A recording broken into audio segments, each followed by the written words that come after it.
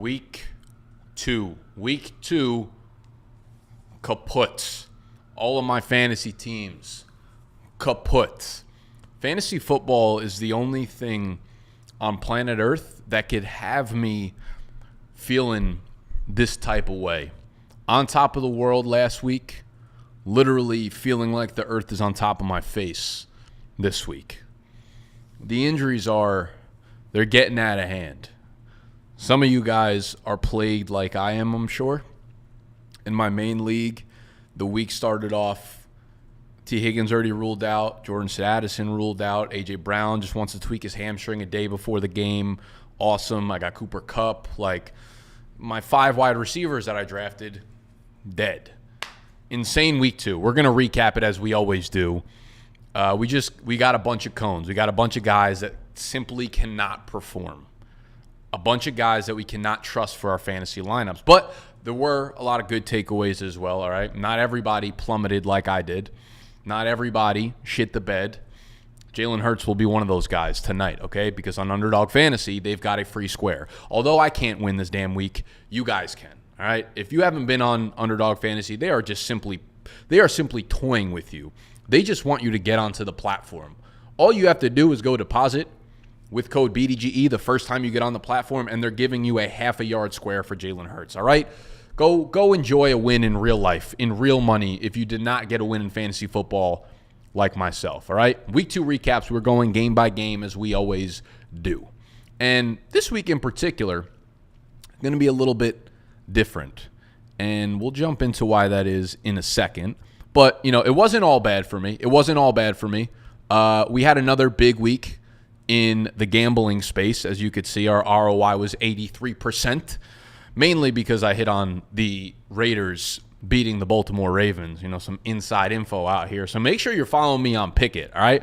Picket is this beautiful app where you can track all of your bets at the same damn time, right? Some of these bets were on Underdog, some of them were on DraftKings, some of them were all over the damn place, but they all get tracked on Picket. Picket's free to use. It's free to download. We have the link right down below. It'll take you directly to my profile, okay? It's like a social platform for betting. So if you want to follow your friends, you want to follow me, you want to follow anyone on BDGE, just click on the Picket link down below. It'll take you to the App Store, and they let you put in a code, even though you don't have to pay anything, no credit card, nothing. They let you put in a code for who sent you, BDGE. It'll send you to my profile. It'll also give you anywhere from $3 to $100, and you can track my bets. You can track your bets, more importantly, all right? And we love Picket for that. We love organization this time of the year because this is just unorganized chaos for the most part, okay?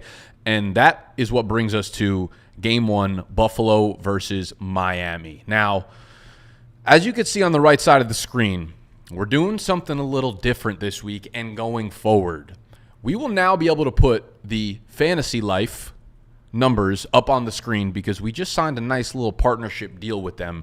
And this is fucking fantastic for you guys because we get to have these in-depth numbers. Normally how these game-by-game recaps go is, you guys know, I go into every single game. We go into the main box scores. You'll see on the left here, we have the box scores of the high-level stats. Now, Fantasy Life has this tool called the Utilization Report that goes live every Monday at 9 a.m. It's the best tool in fantasy football where it updates snap counts, rush attempts, routes, targets inside the 5 attempts, as you could see where Devon Achane got all of them in week 1, right? It's got all of these like in-depth stats that help me break down the games 1,000 times better for y'all. So these videos just got upgraded massively, all right? And this is available on fantasylife.com. You can get their package, literally $100 for the year. It's such a good fucking deal. And they're going to give you 20% off if you use code BDGE when you get on there, all right? Let's get into the Buffalo and Miami game. Now, we're 2 weeks into this. Buffalo looks fantastic. Their ground game looks fantastic. Their defense looks fantastic. Josh Allen has attempted like 19 passes and I think like 21 or 23 passes. So when everyone talked about Joe Brady being really involved in the run game and pushing the run game narrative, they were not kidding. Oh, no, don't do that. They were not kidding. And James Cook is looking like a damn league winner. This was someone that we were very heavy in on this summer, and I'm happy about that because he's not only getting like the groundwork here, 11 for 78, 2 touchdowns. He was getting work inside the 10-yard line and inside the 5-yard line. He also catches a pass that goes for a touchdown, 17 yards through the air. So if we start to look at the Buffalo Bills over here, this is the greatest part about this damn tool. It's so quick. It's so easy. So James Cook, week 2, inside the 5, 100% of the snaps. Inside the 5, week 1, 100% of the snaps. The short down and distance, that's what SDD stands for, 57 and 63% of the snaps. So everybody was out here fucking yapping about how the most mid running back prospect of all time, Ray Davis, was going to take this huge role from James Cook on the goal line. Like, fuck out of here. Ty Johnson is now playing more than Ray Davis is for the most part, especially, when it gets down to short yardage, and he's probably a better pass catcher too. But regardless, the passing game has been low volume, and it's led to like a severe lack of upside for anyone in the passing game right now. So to be honest with you, just the way it's shaken up, Khalil Shakir, Keon Coleman, like you kind of got to stay away from everyone in the passing game. I think if you have Kincaid, you just kind of got to ride what they have going on there, and you got to keep putting him into your lineup because you don't really have another choice unless you like drafted Brock Bowers late or something like that. But for Kincaid, I just saw a super chat come through. I'm sorry, guys. I will not be taking super chat questions or anything like that for the time being. So I appreciate you guys supporting me as always, but I'm really dialed in for these streams. I try to just give y'all as much value as humanly possible. So please, no super chats. Do not waste your money. Dalton Kincaid, 4 for 33, which I guess is not like terrible for a tight end in fantasy right now. But at the same time, we're not seeing upside because Josh Allen simply does not have to be a superhero in games like this when they dominate. So I think you have to be really hesitant playing anyone in the passing game in Buffalo going forward. James Cook is obviously a high-end RB1 right now. Miami, Tua, yeah, we'll just kind of skip past that. If I had to guess what Tua is going to miss, I would put him in the range of 3 to 4 weeks. I think that's probably realistic unless we hear like a complete out of nowhere report that like a neurologist told him to sit for the rest of the year. I think we see Tua back this year. I think we see him back within the next month or so, maybe 4 or 6 weeks. I don't know, in that range. It's obviously a huge hit for the pass catchers here. They have Skylar Thompson as the backup. They also just signed Tyler Huntley onto the team. So with Tyler Huntley, this is an offense that's just not going to have success passing the ball. They are so rhythm-based. They are so timing-based. And, I mean, Tyler Huntley is not – he's new to this offense right now. Like, this is not an offense that you pick up quickly. This is not an easy offense. This is all about timing. And maybe Skylar Thompson can be, like, okay for them, but you've got to knock these dudes down tremendously. There was something I saw today that in the game Skylar Thompson has played – over the last year or so, whatever, since he's been on the team, Tyreek Hill had 30% target share, I want to say, in those games. So they're scheming up targets for him. Obviously, like the upside for these guys comes in to his accuracy down the field and the timing of the deep shots down the field. Those are not going to be part of this game anymore. So Tyreek Hill, I think based on volume, you probably knock him down to like a low-end wide receiver 1 going forward. And then Jalen Waddle, it's going to be hard to trust him. So he's more of like a wide receiver 3 for me as long as Tua is out. Achan's going to continue to be a high-end running back 1. He legit is looking like the league winner everyone expected him to be. As you could see here, he is a route fucking machine. On the right here, he played 63% of the snaps. He played more in week 2 than he did in week 1, despite everyone thinking that he was going to be fucking injured out here. Turns out he was fine. Didn't look like he was injured whatsoever in this game. He's been running around 53% of the routes on the season and seeing a 19% target share, a 33% target per route run rate. He's getting all the short down and distance work, which is supposed to be Raheem Mostert's job. Raheem obviously missed this game. Jeff Wilson, I believe, got banged up as well. Jalen Wright looked fine. Only saw 23% of the snaps. He'll obviously see an increased upload in work next week if Wilson and Raheem Mostert miss time. But Achan is obviously the guy that you're starting week in and week out. But tough game all around for Miami.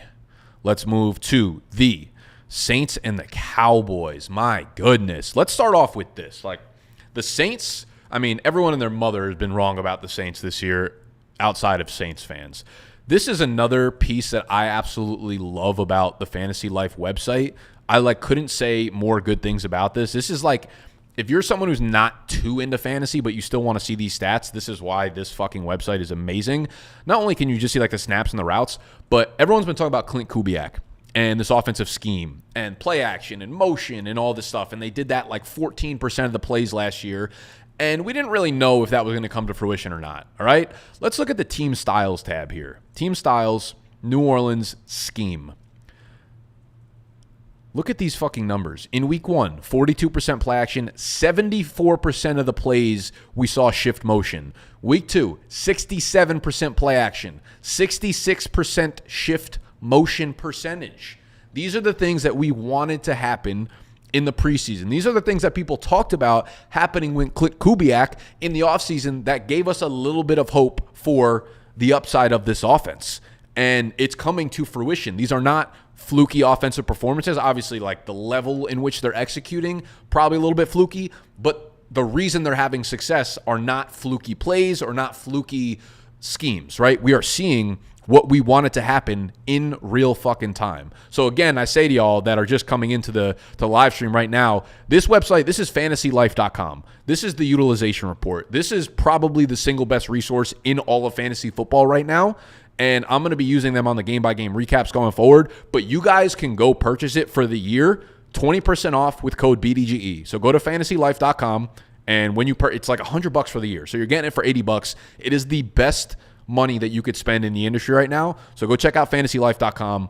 Code BDGE will get you 20% off, and it'll get you access to these fucking percentages of shift motion and play action. Like, it is so good. It's so fucking good. All right, let's move back to the box score over here. Kamara, obviously a fucking massive day. 20 for 115, 3 touchdowns, 2 for 65 through the air, another touchdown. So you're talking about 4 touchdowns, 180 yards from scrimmage, was an absolute week winner for anyone that had him. He was someone that we were kind of skeptical going into the year because we thought the offensive line was going to be bad. Turns out that didn't matter at all. And whether it's the scheme or they're playing way above their pay grade, they are playing out of their minds right now, and you're just starting people in the Saints offense. Derek Carr, 11 completions, 243 yards, 2 touchdowns. I think he had 11 play-action passes, or 11. It was some fucking insane stat I saw today that was like Derek Carr had 9 or 10 or 11 play-action completions that went for like 230 yards. This is what the Clint Kubiak offense is bringing to this Saints offense, okay? So doesn't feel fluky right now. I'm sure they'll have a dud game eventually. But for the time being, you're firing up Kamara, obviously. You're firing up Rashid Shaheed. You're firing up Chris Olave. On the flip side of things, the ground game in Dallas got ugly. If we look at the running back splits, Deuce Vaughn was getting too fucking involved out here. We got 14% of the snaps for Deuce Vaughn. Hunter Lupke, who I believe is a fullback, got 15% of the snaps, but Zeke now down to 39. We're talking about a complete split. Rico and Zeke on the year at 44% of the snaps. Neither looking efficient doing so. So Zeke, the play behind him was always like he's going to get the goal line work in an unbelievably high-scoring offense. Dallas just wasn't unbelievably high-scoring in this game. So not a lot of huge takeaways. I think you have to be really skeptical to play either of these guys going forward. They are more of a desperate flex play. I don't think Rico is usable considering he's not getting any inside the 5-yard line snaps right now. So until we see him get some like goal line work, he's out of your fantasy lineups and borderline droppable.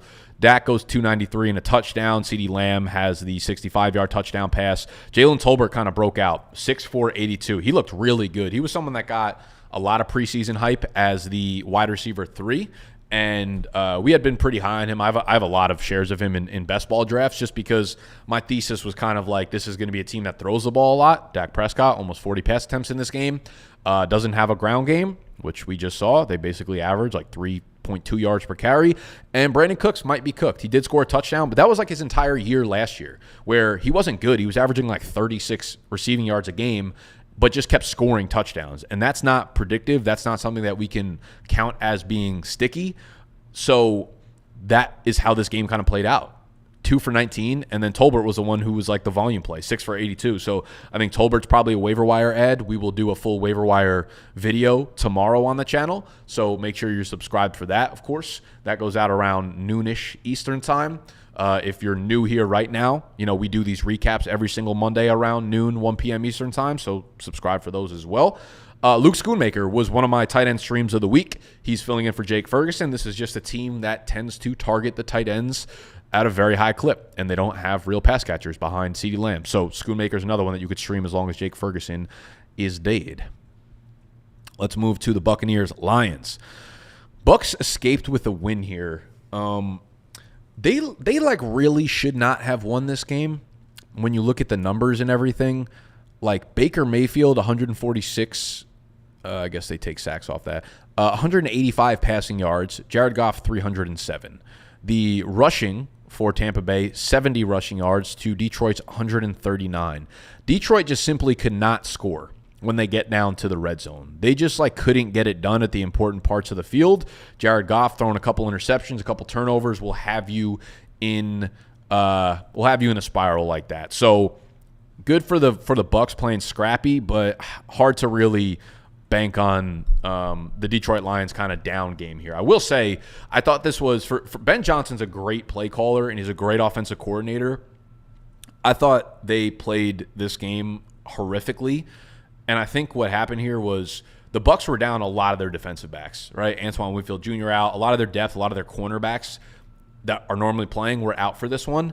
So clearly they went into the game with the plan of Jared Goff's going to throw the ball a shit ton. Like 55 pass attempts is insane for a game where there was 36 points scored.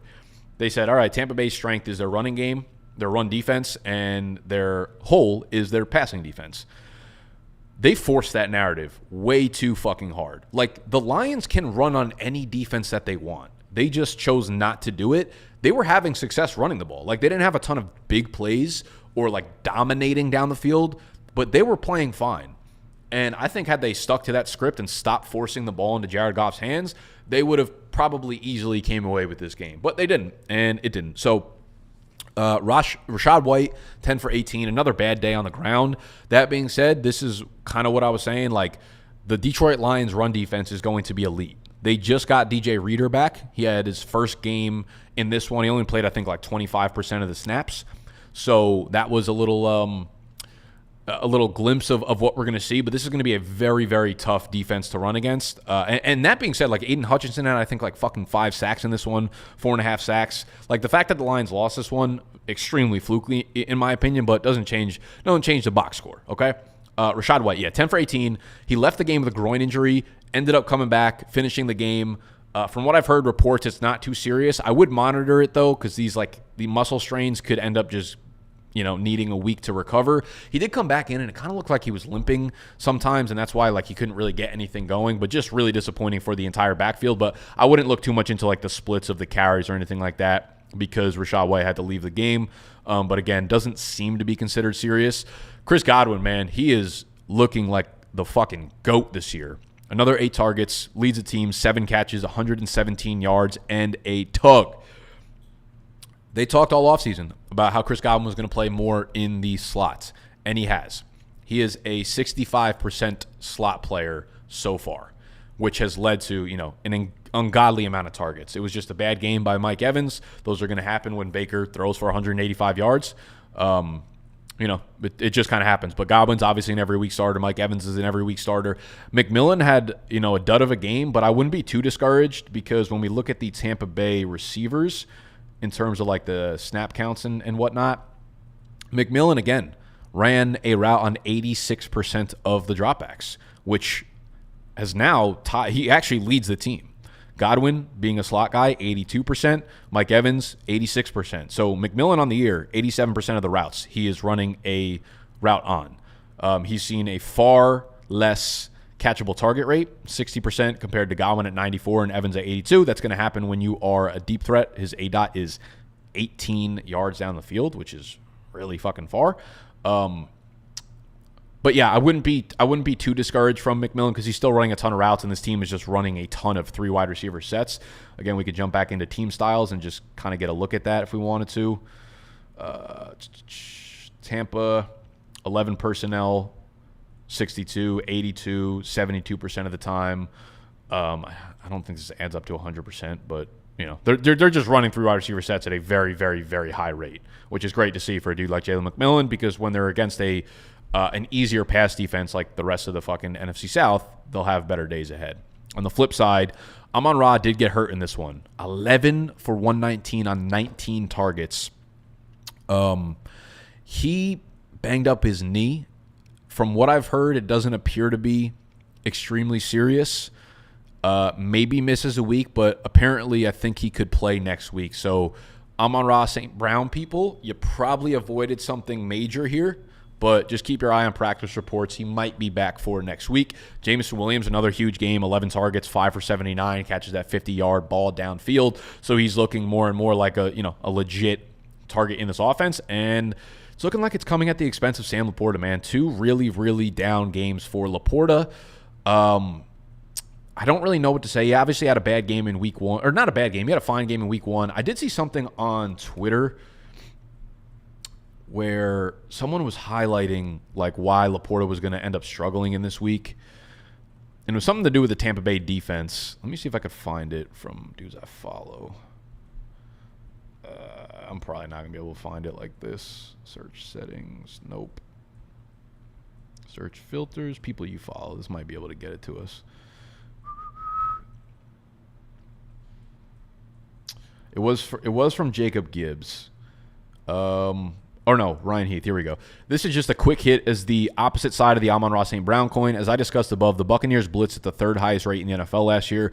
During his rookie season, Laporta's fantasy points per route run fell all the way to 0.32 against the blitz, would have ranked tight end 24. St. Brown is Goff's security blanket, so if they're blitzing at a high rate, which is what Tampa does, then Amon-Ra becomes a target, not Sam Laporta. Sam Laporta is a guy who plays typically develop for him. Like play action, he's a monster, but Amon-Ra St. Brown is the actual security blanket. This may have been a 1-week blip, but also worth noting is that the Buccaneers ran the 4th most cover 4 of any team last week.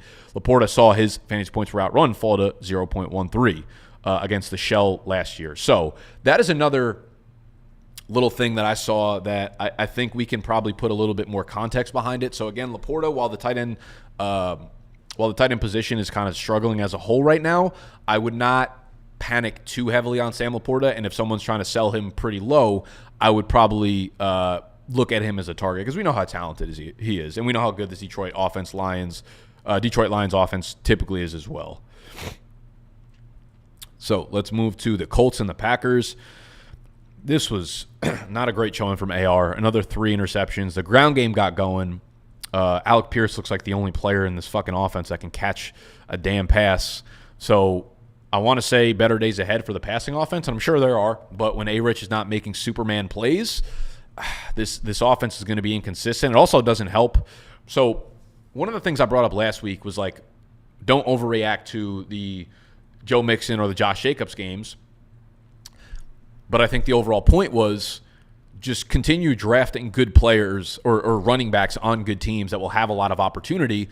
And in the recap last week, I said, like, it was just as likely that Josh Jacobs had the game that Joe Mixon had, and someone can go back and fucking find this and clip this from last week, as Joe Mixon had the game that Josh Jacobs had. And we kind of saw the flip ending happen. Obviously, we'll get to Joe Mixon and his injury a little bit later in the video. But Josh Jacobs, 32 for 151 on the ground. Somehow didn't have a single target despite playing so much, but he had 20 carries in the first half. Like, this was obviously going to be the game plan. And the Indianapolis Colts run defense is atrocious. This was one of the reasons why, again, I don't have my Picket app up right now. But, again, if you're following me on picket.com or the Picket app, you can go follow me on there. Tracks all my bets. I took Green Bay +3 because Indy was so banged up. Juju Brent's out. They're starting safety out. DeForest Buckner had been limited and then left this game. Kwity Paye also limited. Like, this is one of the reasons that I really liked Green Bay and their running offense this week. Josh Jacobs for a bounce back was because dudes like DeForest Buckner were hurt. And when you open up that middle, like the Colts got absolutely scorched last week by Joe Mixon, Josh Jacobs did the same thing. This is going to be a defense that you start every running back against. Okay? I don't know who they play next week.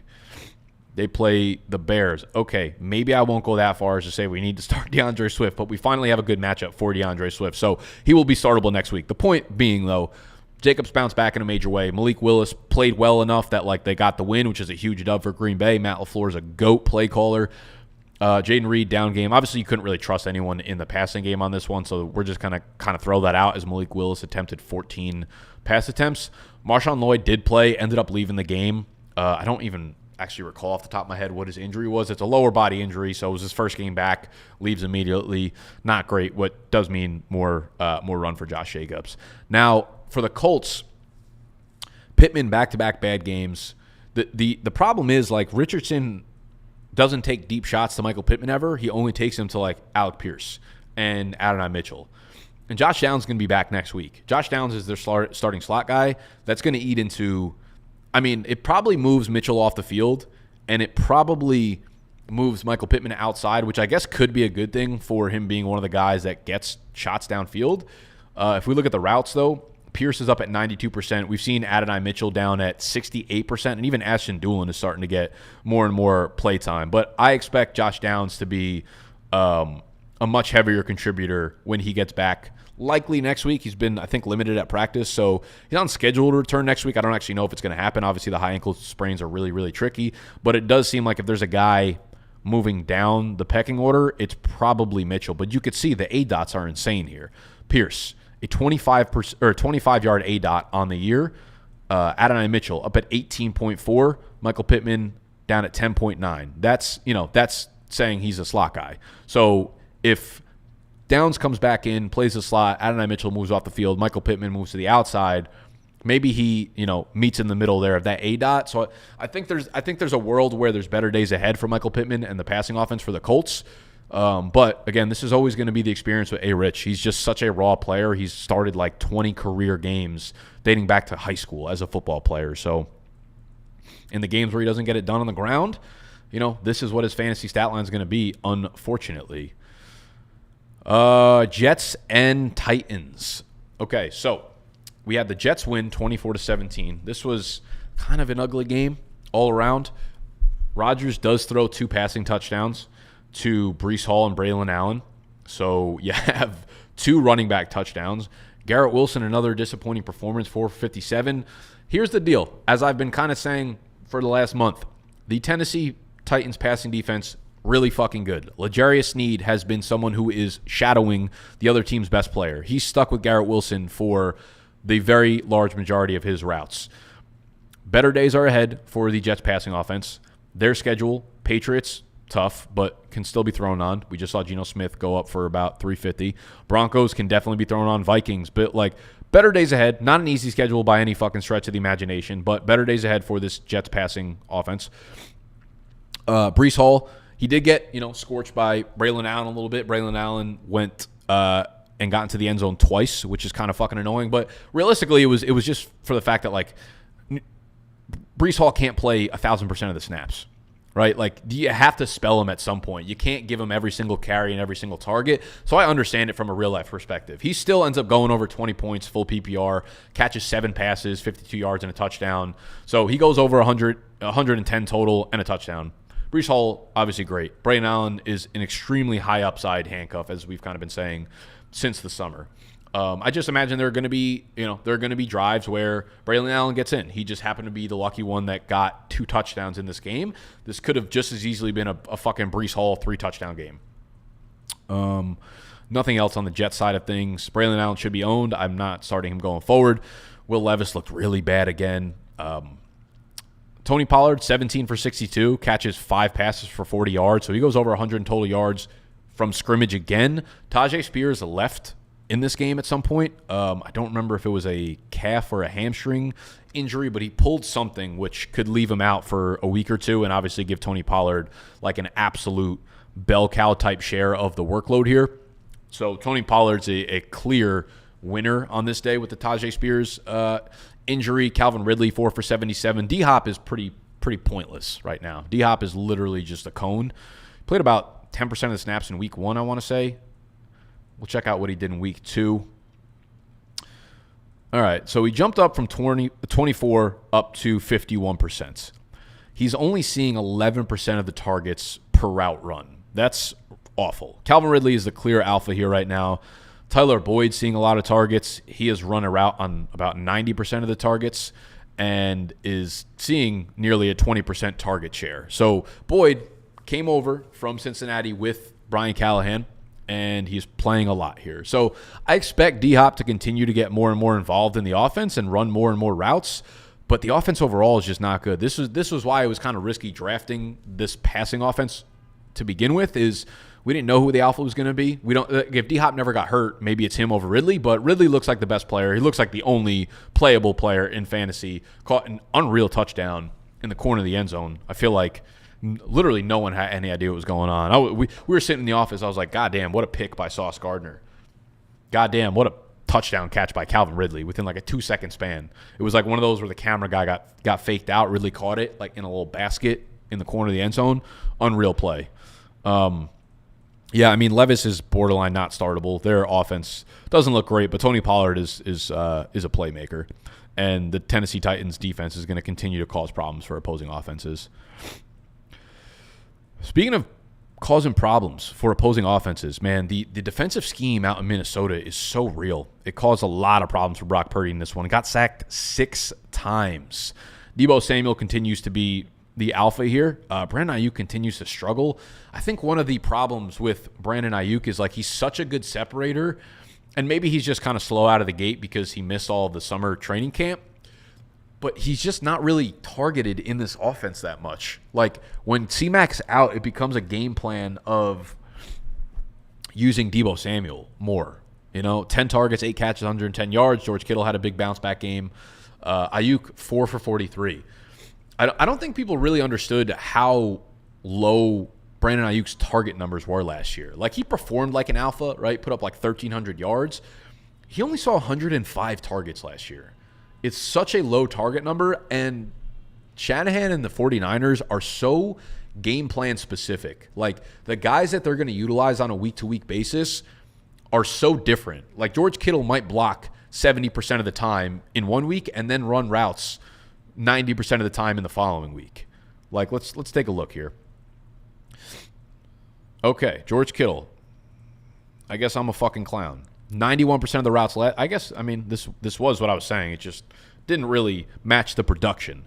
91% of the routes last week, 69% of the routes this week, okay? But a monster target game. 26% target per route run rate. George Kittle's always going to be in your lineup. Deebo Samuel's always going to be in your lineup. I'm not worried about Brandon Ayuk being on the field, like 93% routes. But this offense is kind of like hit and miss here and there. Continues to run through Jordan Mason. 91% rush attempt rate. C-Mac's on the IR. C-Mac is on the IR. And from what I've heard, this doesn't feel like it's going to be a quick stint. The Achilles is something not to be played with. So there's a chance that this ends up being far more than 4 weeks. There's a chance this ends up being a 5, 6, 7 week injury timetable for Christian McCaffrey. So don't be looking to move Jordan Mason quite yet. All right, he's looking like a clear RB1. He doesn't get really involved in the passing game, unfortunately. I'm sure one of those days is probably coming for him, but right now you're starting Deebo, you're starting Kittle, you're starting Jordan Mason. You're obviously starting Brandon Ayuk too, but I think we kind of probably look at him as like a wide receiver 2, maybe a low-end wide receiver 2 for the time being. Minnesota, Sammy Slings looks fucking great again. 268, 2 touchdowns. Obviously connects with Jefferson on that 97-yard touchdown down the middle of the field. This was one of my concerns for Aaron Jones. Coming into the year is that Ty Chandler was going to see more work than we wanted to see. 10 for 82 on the ground for Ty Chandler. Kind of flipped efficiency from last week, but also just a tough defense in San Francisco, obviously. Jalen Nailor continues to get into the end zone, which is killing me, dude. Killing me in my league. Like, I have fucking Cooper Kupp, the WOT, A.J. Brown, the WOT. I'm watching, I got Jordan Addison. I'm watching Jalen Nailor take all his touchdowns. I got T. Higgins. I'm watching Yoshivas take all his touchdowns. It's breaking my heart in front of me. It's making me lose my mind. But Jalen Nailor, listen, Justin Jefferson left the game with like a quad contusion. From what I've heard, it's not anything serious. At very worst, he'll miss a week, but probably on the better side of playing next week. And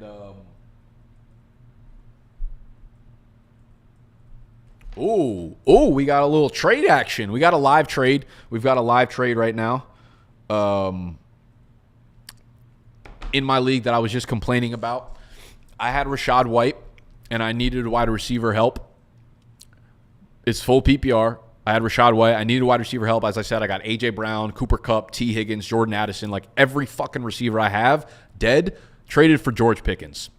Okay? I traded for George Pickens straight up. Rachaad White for George Pickens. The guy I traded Rachaad White to had Isaiah Pacheco, who's obviously out for a long time now, and we'll get to all these games and we'll talk about all these injuries as the video progresses. I have Breece Hall as my RB1. I also have Zach Moss as my RB2, who will end up being my RB2 for the time going forward. And I know there's not a lot of confidence in that, but Rachaad White did pull the groin. They said it's not serious, but I don't know. Something looks off there, so we'll see if the injury is a concern for him. George Pickens is going to be one of my easiest buy low candidates of this week, given what his box score did not show relative to what he actually did in the game. So now I lock up George Pickens. Let me know how y'all feel about that trade in the chat. It was Rachaad White for George Pickens straight up.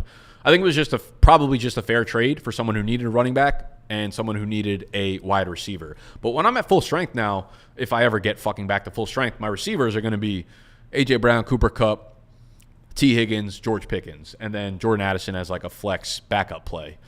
So I feel okay about that. I needed the help badly. All right, so let me know how y'all feel about that trade in the chat. Jalen Naylor, waiver wire. Let's move to the next game. Seattle and New England. Actually, you know what? Let's just fucking go to the games that I am talking about as they're happening in real time. Like, where are these games? Where are you, Pittsburgh? Okay, Pittsburgh and Denver. So Pittsburgh wins 13-6, an awful game by Denver and the Denver offense. Right now, you literally can't start anybody. Josh Reynolds seems to be the wide receiver one there. Javonte Williams, it was good to see him back getting, a decent amount of the run here after last week splitting time clearly with Jaleel McLaughlin on the right side of the screen. You can see that his snaps went back up to 63%. He had 65% of the rushing attempts, ran 54% of the routes. So he was more involved in this game again.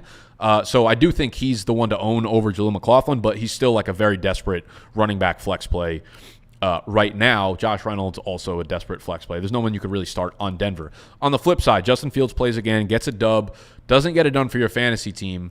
Najee Harris, another 19 opportunities, just like nothing coming from it. Jaylen Warren finally back in the mix here. It feels like he's finally healthy, but we're not seeing like a real nice share of the actual work here. We can see the snaps, though, did start to get divvied up more. Najee Harris, 48% of the snaps versus Warren's 45%. We saw Warren's rush attempt percentage go up to 28%. He ran 42%. So you saw a complete flip in terms of routes run. Najee was at 41% in week 1, went down to 31% this week. Jaylen Warren was at 31% last week, went up to 42% this week. So expect Jaylen Warren to be more involved in the passing game, kind of the way that you drafted him to begin with. Now, in the receiving game, George Pickens' stat line, one of the most fraudulent stat lines ever. 2 for 29 on 4 targets. This dude could have went like 6 for 170 and 2 touchdowns, all right?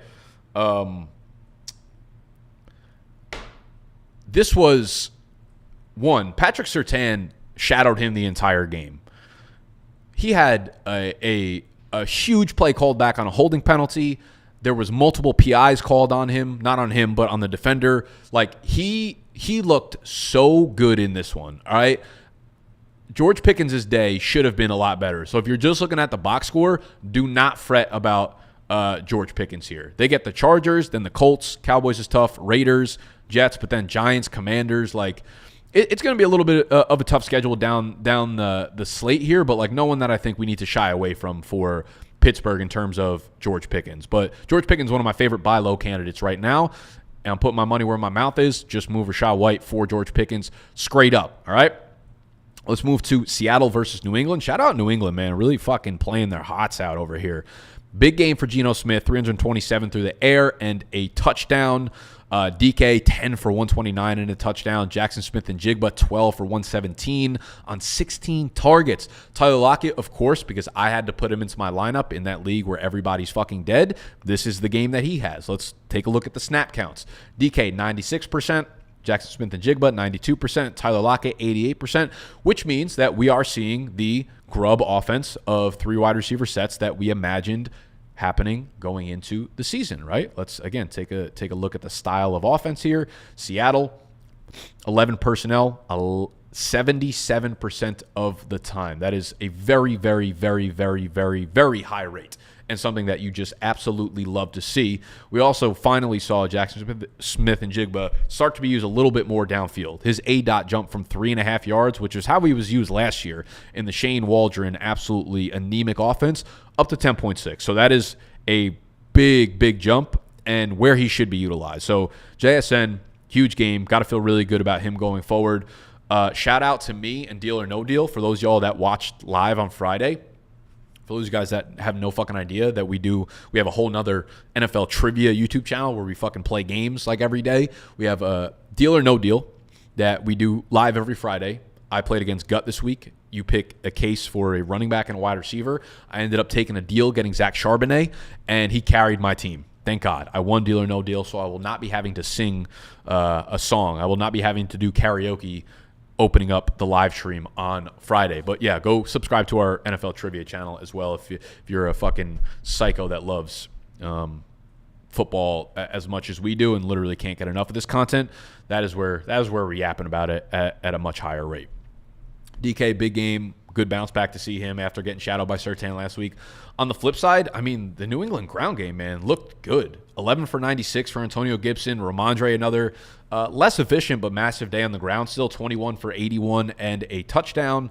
Their ground game is buzzing right now, man. They can't get much going through the air. Hunter Henry had 109 of the 149 passing yards in this one, which is fucking insane. He seems to be like the clear number one target here. Let me pull up his target numbers in New England.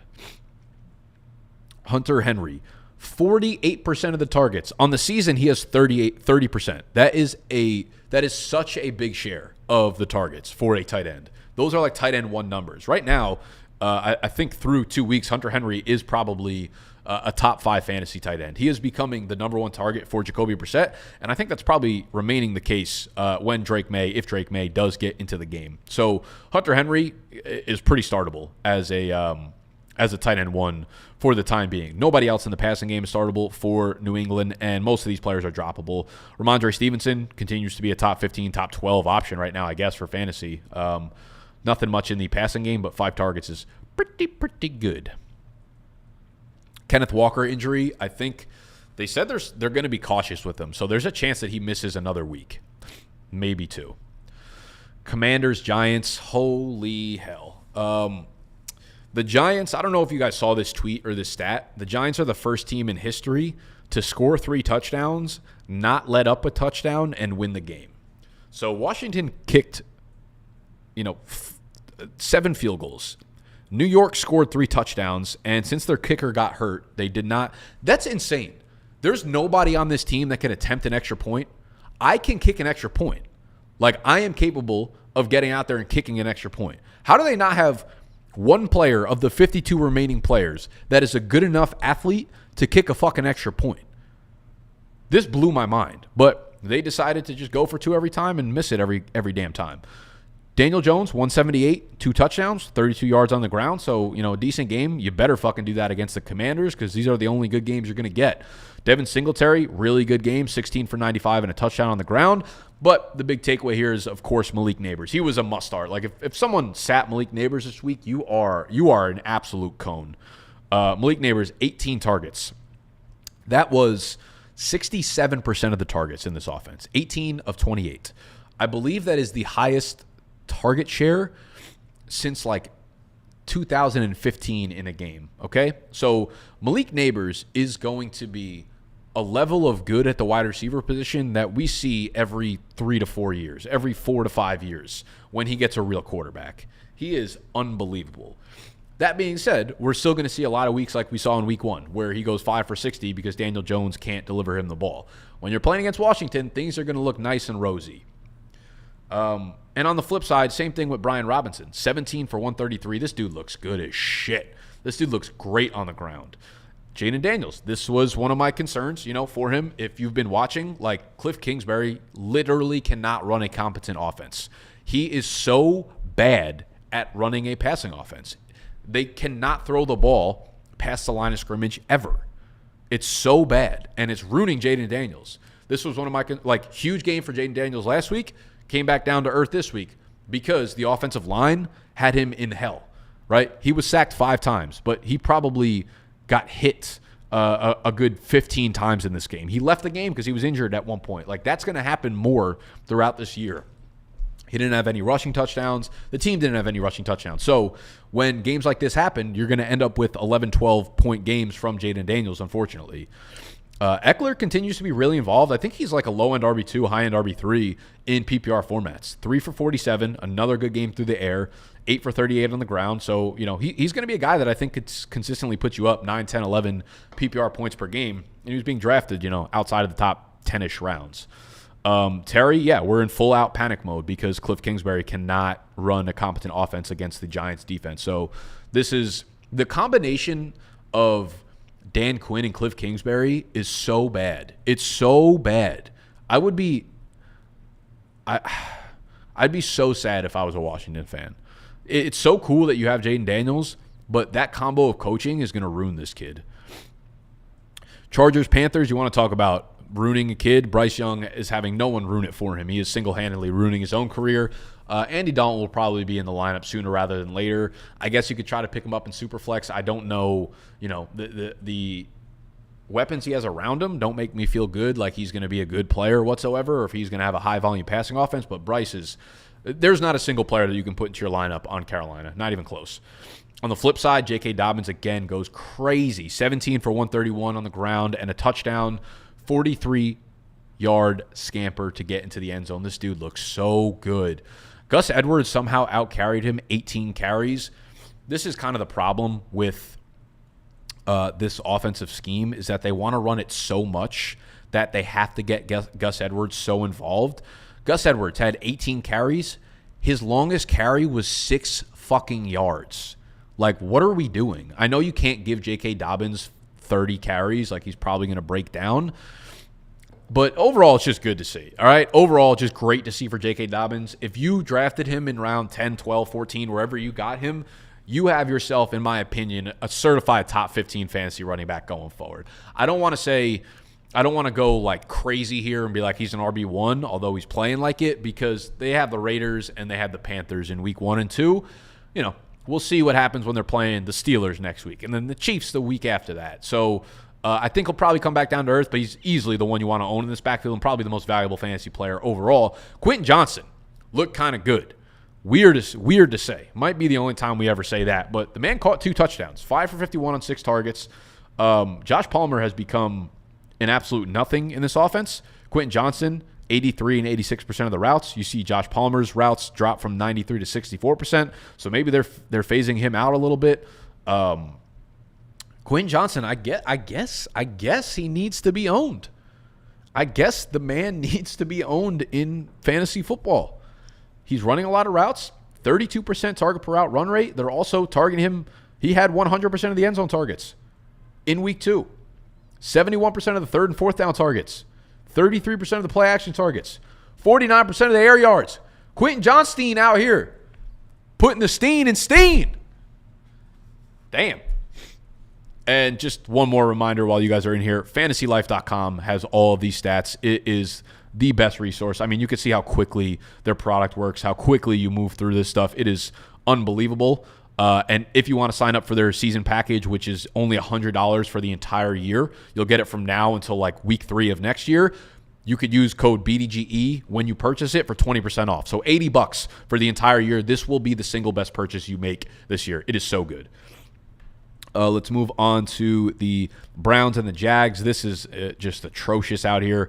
Watson just cannot throw the ball for more than 200 yards in a game. This passing offense continues to be one of the worst in the league. Sure, Jerry Jeudy played okay, 5 for 73. Elijah Moore got some targets, but there's just no chance I'm telling you to put any of those guys in your lineup going forward. It was weird. Deonta Foreman, randomly just got featured in this game. 38% of the snaps to Jerome Ford's 42%. Outrushed him 14 carries to 7, though Jerome Ford was a lot more efficient because he busted out a 36-yard run.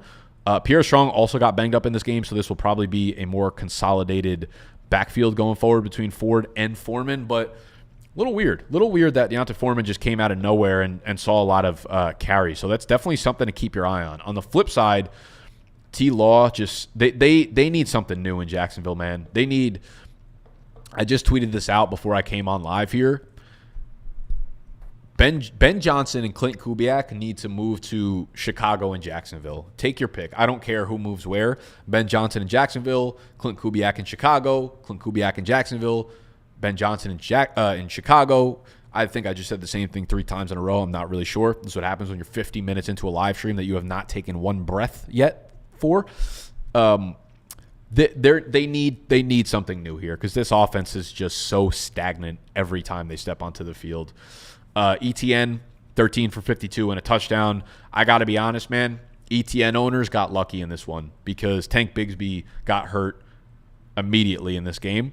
It's a shoulder injury that I believe is expected to be relatively significant. So he's going to be out, and that probably would have been a little bit of a timeshare. Now, Dearness Johnson is, stealing some snaps for Tank Bigsby's role, but this means Travis Etienne is most likely forced back into his bell cow role as long as Tank Bigsby is out. In the receiving group, Christian Kirk, I don't really know what to say. He was someone I really wanted to target in draft season, but he's gone 2 straight games of absolute zeros for you, actually literally worse than a zero. He got -1 yards in this one, and that's coming with Evan Ingram missing this game. Evan Ingram had a pregame hamstring pull, which is fucking absurd, and I feel for anyone that had to start him. That's really unfortunate.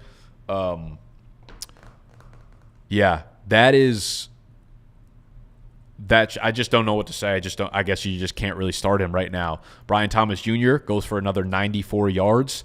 I think he's startable over Christian Kirk. I don't know how long the efficiency will stay for. He's such a big playmaker down the field. His ADOT's probably like 22 yards. It's 20.8, so 21 yards yesterday. It's just, it's significant. And he's running a lot of the routes, 83% of the routes. Seeing, the good usage here, 22% of the air yards. I guess Kirk's numbers aren't terrible. 89% of the routes, so you're still above Brian Thomas. He's just not seeing the targets. His ADOT was 23.3 in this one. Kind of weird. Kind of interesting. He does have a low catchable target rate, lower than Brian Thomas. But yeah, no real excuse. I don't know. Maybe Father Time has just come for Christian Kirk. The Raiders. So as I showed you on my Picket account earlier in the video, I was, plus 80% revenue on the week, gambling-wise, because I took the Vegas Raiders to beat the Ravens. I just saw a very clear mismatch in the Ravens' offensive line versus what the Raiders' strength is in their defensive line. On offense, you have 2 real takeaways. Obviously, there is no one that you can start in the backfield between Zamir White and Alexander Madison. I think they're going to just continue to bounce back and forth between the hot hand, which is almost never hot in that backfield, and then huge bounce back game for Devontae Adams. You love to see it, 9 for 110 and a touchdown. But Brock Bowers, man.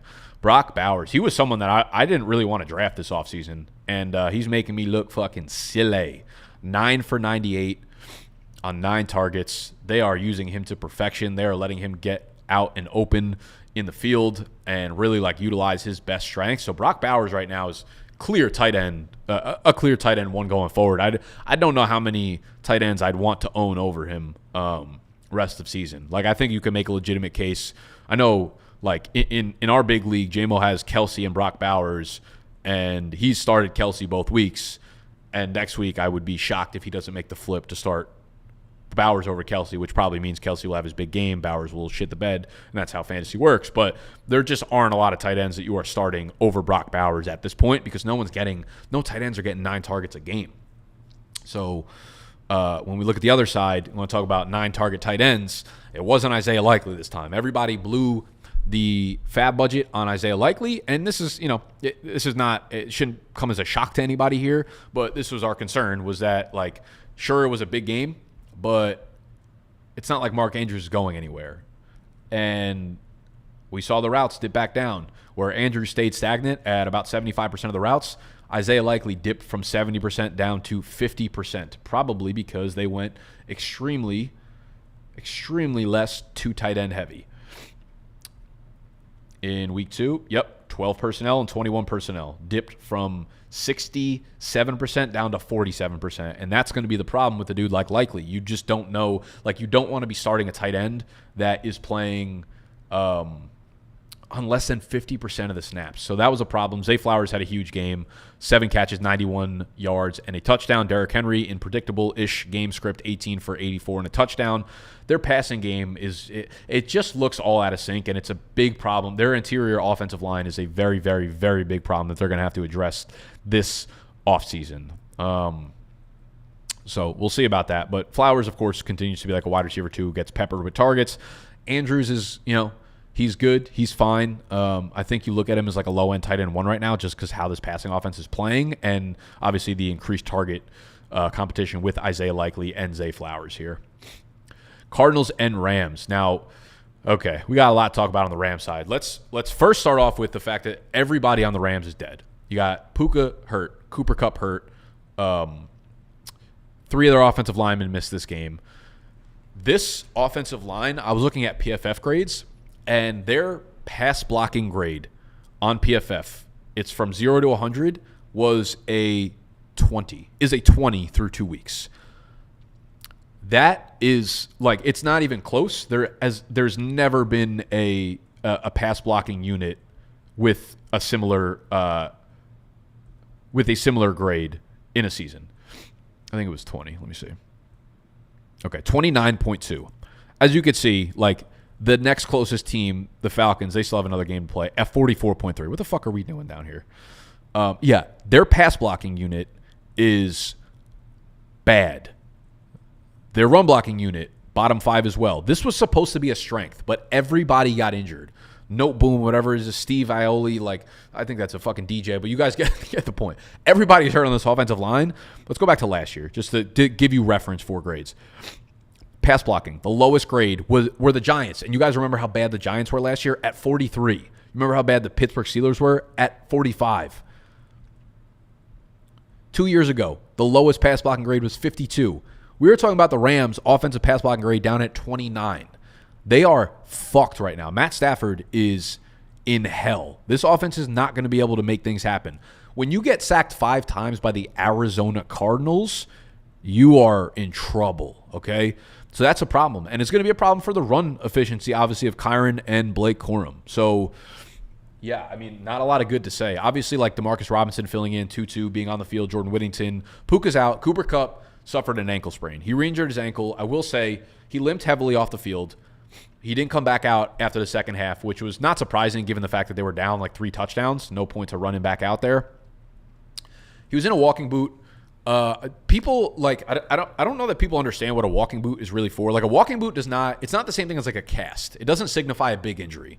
You can use a walking boot if you have a very low severity ankle sprain. A walking boot is just so that you're like walking on a cloud. If you have a foot injury or an ankle injury, there's no downside to putting a walking boot on. It just means that you're walking on, the least limiting thing. Okay? So a walking boot does not mean that it's a significant injury. Doesn't mean that it's not a significant injury, but seeing a walking boot does not mean it's like the end of the year. What I've seen multiple things about Cooper Kupp. I've seen a few Twitter doctors say that it's possibly a high ankle sprain that can keep him out 3 to 4 weeks. Dr. Chow, who's Pro Football Doc, who was an actual doctor for the Los Angeles Chargers for a long time, said he thinks Cooper Kupp got lucky. He thinks this was actually a relatively minor version of an ankle sprain where there's a world that he misses possibly 0 games, maybe 1 game. So we'll have to wait on reports, obviously. He'll get an MRI today. But there's a chance that Cooper Kupp owners might have some hope. Obviously, this was like worst case scenario. We were, with Puka out, we were expecting 20 target games going forward, so we kind of got fucked here. But I think there could be a little bit of optimism. But if he misses time, let's take a look at how the routes were split up between the Rams wide receivers. Demarcus Robinson continues to be a full-time player. Tyler Johnson, we saw a nice little uptick in routes from 65 up to 78%. Jordan Whittington, 0 to 41%. Tutu Atwell, 8 to 31%. So, the 2 guys that you probably want are Demarcus Robinson in that order and then Tyler Johnson next. So those are the 2 that I think you can think about if Puka and Cooper Kupp both miss time. And I think Tutu played pretty well for them last year as well, so I don't hate him down here either, but you're going to have to be pretty desperate because, again, this offensive line is in fucking shambles right now, and Stafford's going to have about 0.2 seconds to throw the ball. On the flip side, Kyler, goated. 266 and 3 through the air, 5 for 59 on the ground. James Conner continues to be an absolute workhorse. 21 for 122 and a touchdown on the ground. Marvin Harrison, as expected, goes from an absolute dud in week 1 to a GOAT in week 2. 8 targets, 4 catches, 130 yards, and 2 touchdowns. I think that was in the fucking first quarter. So for those of you guys that panicked about Marvin Harrison, shout out to you. Trey McBride, 6 for 67 on 6 targets, which is good, and he also recovered a fumble in the end zone. So technically he scored a touchdown. Much bigger fantasy day in this one than he had last week, and it was good to see. He's just still a major part of this passing offense. Again, 21 attempts for Kyler Murray and 6 targets for Trey McBride, which is about a 28% target share to share with Marvin Harrison's 40% targets. That's how this offense is probably going to go. Chiefs, Bengals. Joe Burrow, big bounce-back game, even though the Chiefs won 26-25, 258 and 2 touchdowns. T. Higgins misses this game again. Mike Gesicki, 7 for 91 on 9 targets. Let's go check out the snap counts for the Cincinnati Bengal tight end group. Drew Sample, 24%. Eric All looked good. He's a rookie that's very athletic, 37%. Gesicki still around a 50% snap player, so although he had a big target day, you could tell that like the Kansas City defense, their main focus was taking Jamar Chase out of the game. And that led to just Mike Gesicki seeing 9 targets, Eric All seeing 4 targets, Drew Sample seeing 3 targets. They were like, we're going to let your tight ends beat you, which is a good game plan. But I wouldn't expect these days going forward for like a Mike Gesicki. He's obviously the one you want to own here, and I think you could probably do worse, but I'm not going anything crazy here. Jamar Chase, another down game, unfortunately. Better days for sure ahead. T. Higgins, hopefully he can get back next week. Again, one of my biggest takeaways, though, like Zach Moss continues to be a buy low for me. This guy had 82% of the snaps in this one, 60% of the rushing attempts, and more importantly, 63% of the routes. He is taking the majority of the short down and distance and long down and distance snaps. Chase Brown is getting almost nothing, which is kind of surprising. I talked about the last couple of weeks. Chase Brown, he's not a great in-between the tackles runner. He has kind of bad vision, and I don't blame the Bengals for using someone who's a little bit more trustworthy, but Brown does look a lot more explosive. Like, he's the only one kind of ripping off bigger plays, where Zach Moss is kind of just dudding out. But I think against better defenses, or better matchups, I should say, Zach Moss will have bigger games. So if you could move someone like, I don't know, like a Tyler Lockett, or he's probably down too bad for this, but someone that is in the tier with Zach Moss, I would try to trade for Zach Moss. On the flip side, we got Mahomes, kind of had a bad game. Isaiah Pacheco, 19 for 90, but he fractured his fibula, I believe, so he's going to be out. That's unfortunate, man. The usage was so good. 24 touches in this one, 5 catches. He's going to be out for a long time, which now we're left wondering, like, what happens in Kansas City? To be honest with you, I just, like, Samaje Perine, 8% of the snaps here. Carson Steele, 24%. I think Clyde is on the IR, so he's not even eligible to come back for another 2 weeks. I wonder if they bring back Jerick McKinnon, if they sign him off the street. What I think we're going to end up seeing is that this offense just goes extremely pass heavy. Like, neutral game script passing is going to be I don't think we'll see one running back take over the backfield. We did see Steele get seven carries, and Samaje Perine had 0 in this one. But I don't really, like, no one's going to get used in the Pacheco role. Like, that was Pacheco's role, 19 for 90, 5 catches. Like, that's really unfortunate for Pacheco owners. I just wouldn't. I'm not blowing a lot of my fab on the Kansas City backfield as it stands right now. In the receiving game, right? I came on here last week, and the first thing I said was, like, I concede Saquon Barkley. I fucked up. Shouldn't have faded him. Xavier Worthy, y'all were telling me that I needed to give up on him. I needed to give up on the fade on him. This is what happens when Xavier Worthy doesn't average 45 yards per touch. He goes for about 2 fantasy points. Right? Cam Britt Taylor came out. I think that's his fucking name. Did I say that right? Cam Taylor Britt came out pregame and was talking about how, like, Xavier Worthy can't really run routes. All he can do is run fast. And then he fucking OBJ'd him on an interception. Not that I want to see bad things for Xavier Worthy, but, like, when y'all are up in my shit, and personally attacking me, I love to see a little Worthy fade. I love to see it come to fruition. Rashee Rice, still him. 5 for 75 and a touchdown. We saw him catch a beautiful seed down the sideline. If Rashee Rice is getting deep targets, there is no stopping this man from being like a top 7 fantasy wide receiver on the season. 5 for 75 on only 25 pass attempts for Patrick Mahomes. Like, if they go more pass heavy, it's huge for Rashee Rice, right? Hollywood Brown is probably out for the season, so we see what they're going to be. And listen, like for all the like love that Kansas City's been getting about how their offense is like an unstoppable force, they're really quickly getting back to what they looked like last year with Pacheco out and Hollywood out. Like the only thing they have new here is Xavier Worthy. He definitely helps stretch the field, but like Kelsey looks like a cone. He looks like a shell of himself. Worthy's really the only new piece here. And it was another reason why I bet on the Raiders over the Ravens was because like everyone's like, oh, the Ravens are fine. They just lost to this powerhouse Chiefs team. And the Chiefs are the best team in the NFL probably, but I don't really want to overrate their offense right now because they're not any different than last year, and I would just say that their running game is now going to be a lot worse. So I think we might see Mahomes struggle a little bit in tougher matchups. I don't know what their schedule looks like going forward. Let me bring that up right quick. The Falcons, toughest matchup you could find. Chargers, Saints, Niners, Raiders. All right, so nothing like too excruciating on the schedule. But just kind of want to throw that out there. In terms of Travis Kelce, man, like, you're in hell. You're not going to have a lot of better options to start over him, unfortunately. But like I said, if you drafted like a Brock Bowers or something, then you start him over Travis Kelce. If not, you kind of just have to keep running him out there and hope that he becomes more of a red zone factor. And let's move on to our last game of the day. Caleb Williams getting absolutely ruined by Shane Waldron, that offensive coordinator who was atrocious in Seattle last year. And Chicago said, hey, let's find someone who's really bad at their job and just give him the same job and see if he's not still really bad at it. Turns out he's really bad at it. They need to get the fuck out of the Shane Waldron sweepstakes here and go hire a real offense coordinator because they're going to ruin Caleb Williams if that is the case. 7 sacks, 2 interceptions, nothing on the ground. DeAndre Swift, 14 for 18. The interior of this offensive line for Chicago is a huge problem.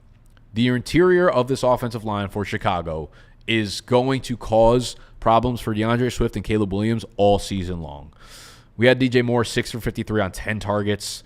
Rome Odunze was a little bit banged up in this one, 2 for 33. Keenan Allen did not play in this one, but if you invested heavy into the Chicago offense, you're not feeling great right now. They did start off against 2 really tough defenses in Tennessee and the Texans, and they get a much better run defense to play against. I mean, their schedule over the next 6 weeks is phenomenal.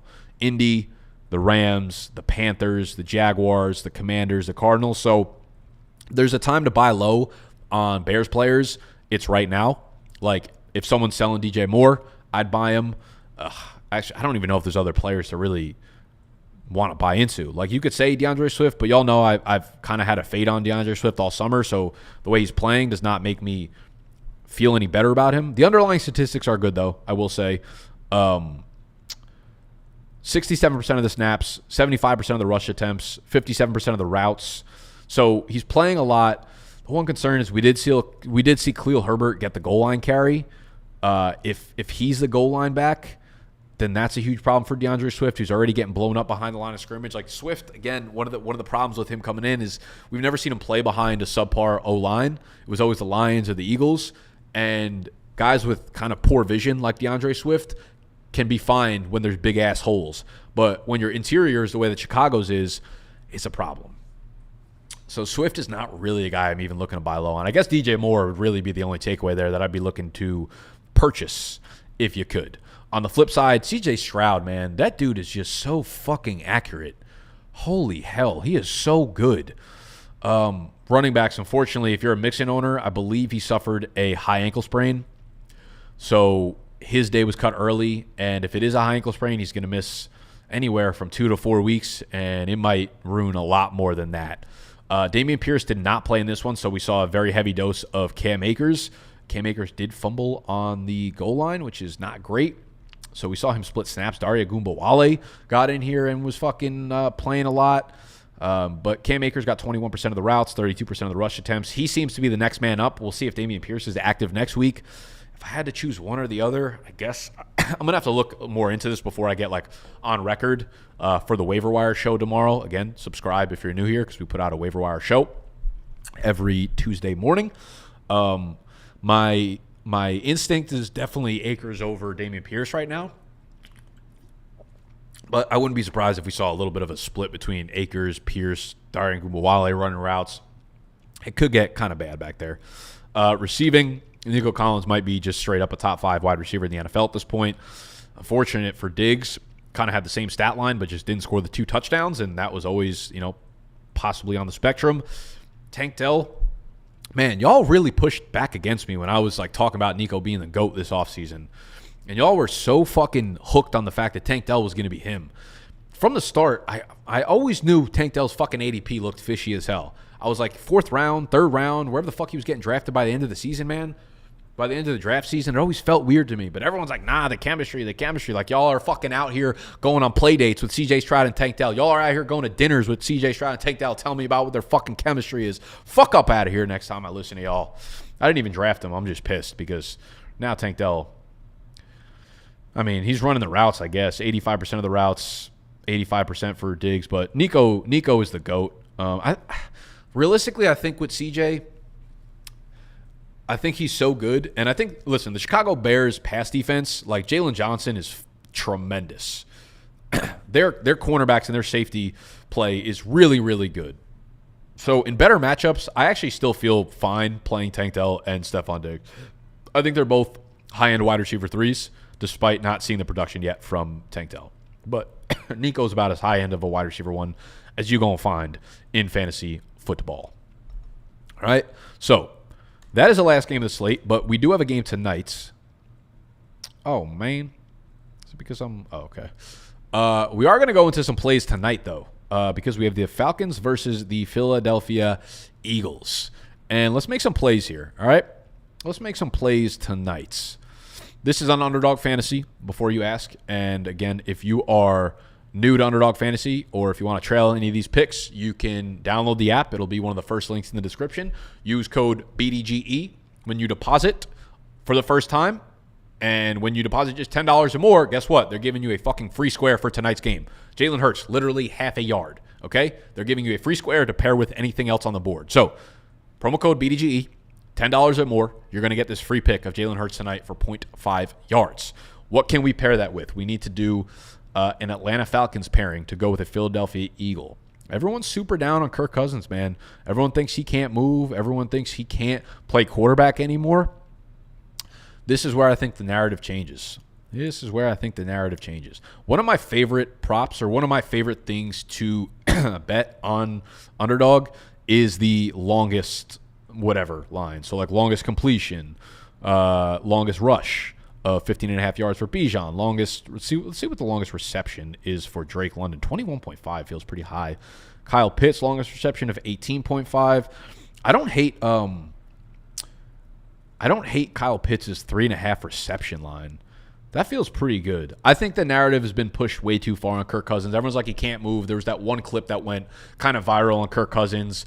He was trying to evade a rusher. I don't know if anyone ever uses context in their whole fucking life anymore. The last time fantasy Twitter used context might have been when the fucking word was invented back in 1942. They just take anything out of context.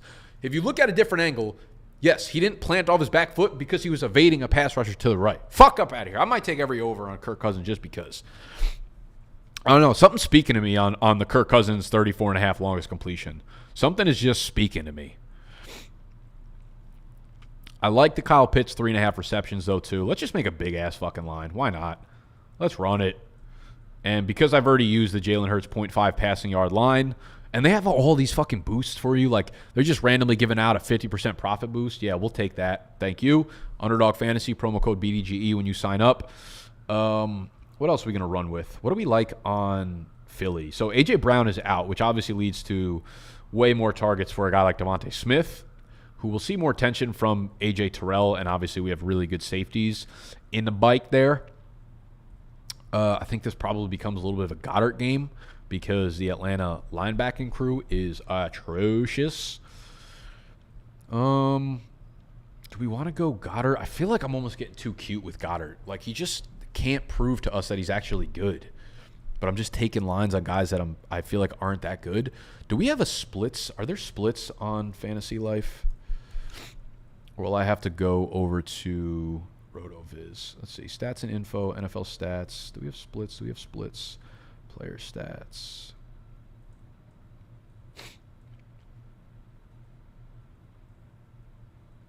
Stat type. We have advanced. I want to see what the splits are for Devontae Smith games without A.J. Brown. I'm sure they're high, but let's look at this together.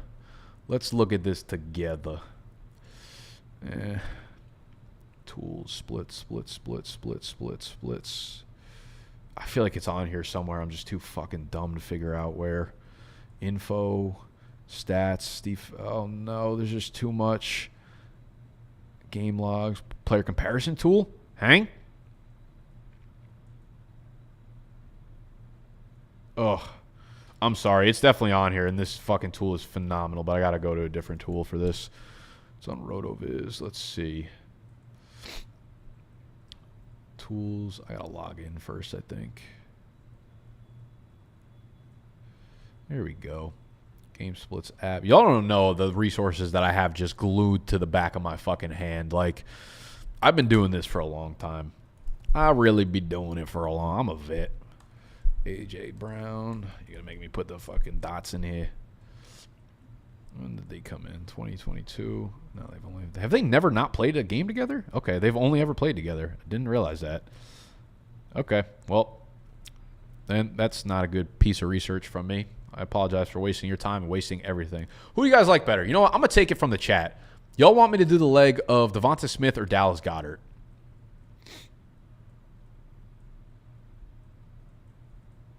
Do we like Devonta Smith or Dallas Goedert? Who else does Philly have going on? Do they have a Jahan Dotson line? They don't have a Jahan Dotson line. Jake Elliott, 1.5 field goals made. I don't hate that either. Bryce Huff, sack. Josh Sweat, sack. Ooh, who's playing left end? Whoever it is going up against Caleb McGarry feels like a fucking lock for a sack. Because TJ Watt made his life hell. Is Bryce Huff or Josh Sweat the left end?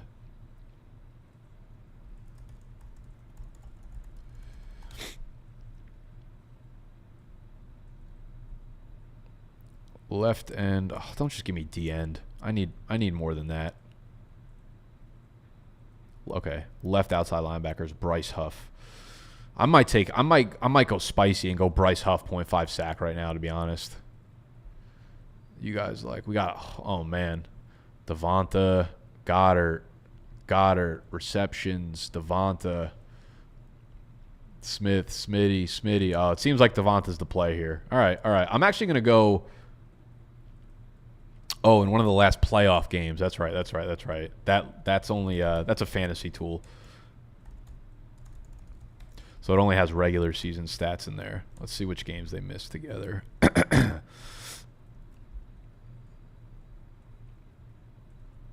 Okay. Oh, last year. Woo! Against Tampa Bay, 8 for 184. That's big time. Did they miss any games together in the last one? No, they played together. All right, Smith looking quite crispy. I mean, you guys hit it. So I'm going to go Bryce Huff on a sack, and I'm also going to rip Devonta Smith receptions. He does have a tough matchup against A.J. Terrell, but should I go yards or receptions or longest reception? Kirk line is gross. You're gross. No, I'm fading you into oblivion. Kirk Cousins, 34.5.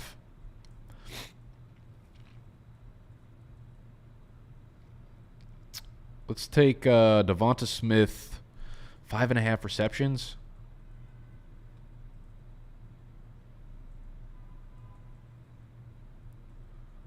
$72 receiving yards.